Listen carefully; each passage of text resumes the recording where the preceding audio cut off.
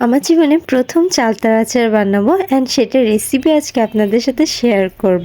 আসসালামু আলাইকুম everyone, it's me Aiko from Rithi Bytes. কেমন আছেন আপনারা? আশা করি সবাই ভালো আছেন। মেইনলি আজকে চালতা আচারটা বানানোর কথা ছিল আম্মুর, বাট আম্মু বলল তুমি আজকে চালতার আচারটা বানাও অ্যান্ড আমি তোমাকে হেল্প করি। ব্যাপারটা আমার কাছে খুব বেশি ইন্টারেস্টিং লাগলো অ্যান্ড আমিও বসে পড়লাম রেডি হয়ে একটু সুন্দর করে সেজে গুজে চালতার আচার বানানোর জন্য। প্রথমে সুন্দর করে চালতাগুলোকে কেটে নিচ্ছিলাম অ্যান্ড চালতাগুলো অনেক বেশি শক্ত ছিল, যার কারণে আম্মু আমাকে হেল্প করছিল। তারপর আচার বানানোর জন্য চালতাগুলোকে ভালো করে ছেঁচে নিচ্ছিলাম। অনেক কিছুই আম্মু থেকে রান্না করা শিখেছি, বাট আচারটা কখনো আমার ট্রাই করা হয়নি, তাই আম্মু বলাতে যেহেতু ট্রাই করছিলাম অনেক মজাই লাগছিল করতে। তারপর চালতাগুলোর মধ্যে হালকা একটু লবণ আর একটু হলুদ ছিটিয়ে দিয়ে তারপর এর উপর একটু পানি দিয়ে তারপর একটু সিদ্ধ করতে দিলাম চালতাগুলোকে। সুন্দর করে নেড়ে চেড়ে মিশিয়ে দিচ্ছিলাম যাতে সুন্দরভাবে হলুদ এবং লবণটা মিশে যায়। এই তো সিদ্ধ হয়ে গেল অ্যান্ড কালারটা অনেক বেশি সুন্দর লাগছিল।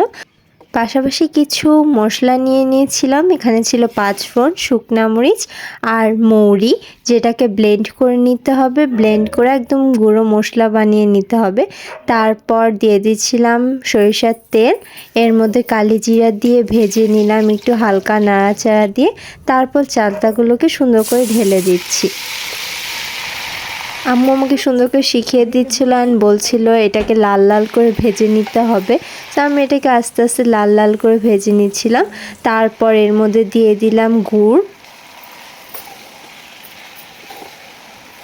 তারপর আস্তে আস্তে নাড়াচাড়া করে ভেজে নিচ্ছিলাম অ্যান্ড তার মধ্যে দিয়ে দিলাম চিনি। তারপর আবারও নাড়াচাড়া করছিলাম। আমার আসলে আচারের প্রতি কোনো আইডিয়া ছিল না, যার কারণে আম্মু আমাকে একটার পর একটা বলে দিচ্ছিল। তারপর আমি গুঁড়া মশলাটা দিয়ে নিলাম ভালো করে উপর দিয়ে। তারপর আবারও সেটাকে নাড়াচাড়া করে ভালো করে মিশিয়ে নিচ্ছি।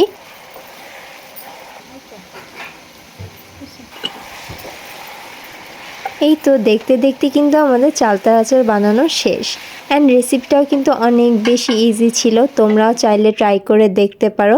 আমার কাছে কিন্তু রান্না করতে অনেক বেশি মজা লেগেছে, যদিও রেসিপিটা আম্মুর।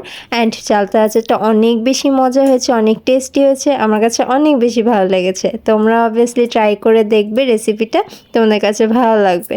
That's all for today. Tata, bye bye, আসসালামু আলাইকুম।